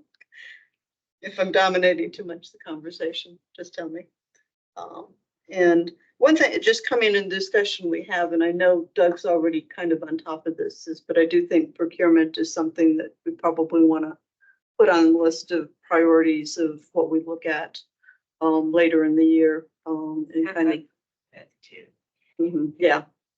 So again, that's something that's always been in the back of the mind, and that's one of the ways that we start getting at the embedded carbon in materials and that. So anybody else have any updates? Anything from Energy Committee in addition, Doug? Anybody else? Will be on Langston Boulevard for the Earth Day celebration this Sunday. I will be there, either as a master gardener or with Eco Action Arlington. Got roped into being there for the whole day. Thought there was something on Saturday. Oh, there's something going on all weekend for Earth Day. Langston Mill. Yeah, there's something out, Arlington Mill. I think there's something at The Carmen. festival, That was last Sunday. the Langston Boulevard Festival is on Sunday, this, Yeah. yeah, must be good for. Yeah. I'll see you there. Come by, it's a lot of fun. They usually have a good turnout. So, anybody get anything else? Good night, everybody. Thanks for joining. Thank you. Thank you.